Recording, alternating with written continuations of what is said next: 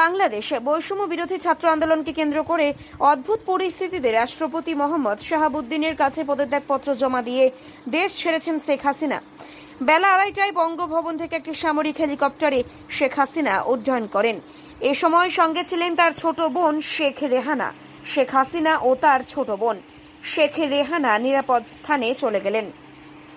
শেখ হাসিনা যাওয়ার আগে একটি ভাষণ রেকর্ড করে যেতে চেয়েছিলেন, তিনি সে সুযোগ পাননি। দুপুরে সেনা সদর দপ্তরে বাংলাদেশের বর্তমান পরিস্থিতি নিয়ে দেশের শীর্ষ রাজনৈতিক নেতাদের সঙ্গে বৈঠকে বসেন সেনা প্রধান জেনারেল ওয়াকার উজ্জামান। বৈঠকে জাতীয় পার্টির সিনিয়র কো চেয়ারম্যান আনিসুল ইসলাম মাহমুদ ও পার্টির মহাসচিব মুজিবুল হক চুন্নু ও ঢাকা বিশ্ববিদ্যালয়ের আইন বিভাগের অধ্যাপক আসিফ নজরুল সহ অনেকেই বৈঠকে অংশ নেন।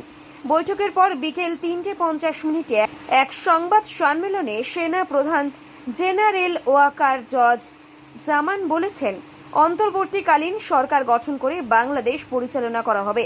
তিনি বলেন, আমি জনগণের জানমালের দায়িত্ব নিয়েছি, আপনারা আশাহত হবেন না, আপনাদের সব দাবি পূরণ করা হবে, আপনারা আমাদের সহযোগিতা করেন।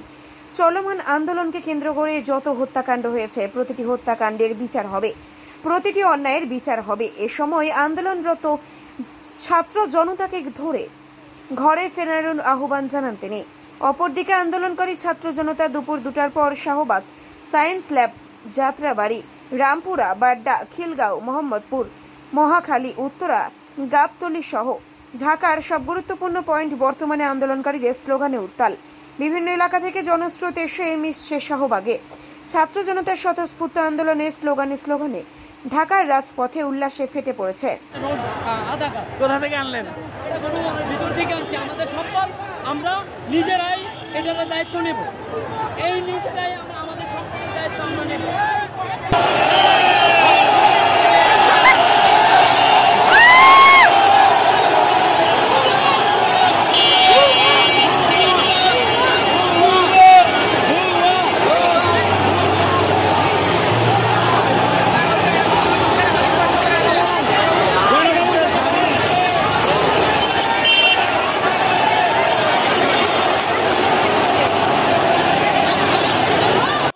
আমরা বিচার চাই, এই সরকার পতন হয়ে শেষ না, এর আমরা ফাঁসি চাই, এই যেন দেশ থেকে পলাতে না পারে। 1952 সাল প্রশাসনের কাছে চাই পলাতে না পারে, প্রকাশ্যে ফাঁসি দেওয়া হোক, প্রকাশ্যে ফেরাউনের ফাঁসি দেওয়া হোক, প্রকাশ্যে ফেরাউনের ফাঁসি হোক। আজও ছাত্র জনতার সামনে কোন স্বৈরাচার টিকে থাকতে পারে নাই, ভবিষ্যতেও পারবে না। দেশ আজকে দ্বিতীয়বারের মতো স্বাধীন হলো। আমরা চাই এই স্বাধীন দেশে সমস্ত প্রকার দুর্নীতির বিচার করতে হবে, অপরাধের বিচার করতে হবে, ঘুষের বিচার করতে হবে, টাকা পাচারের বিচার করতে হবে, আমার ভাই বোনদের হত্যা করা হয়েছে তার বিচার করতে হবে, আমাদের শিশু সন্তানদের হত্যা করা হয়েছে তার বিচার করতে হবে। বেলা 2:30 থেকেও সামরিক টিভিকে ধন্যবাদ।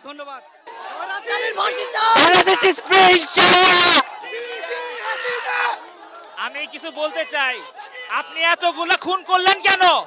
এখন পলালেন কেন? আপনি তো এখনো এটা না, এটা খুব আর্লি স্টেজ। আমরা যাব মহামান্য রাষ্ট্রপতির সাথে যে আলাপ আলোচনার মাধ্যমে এটা আমরা করব।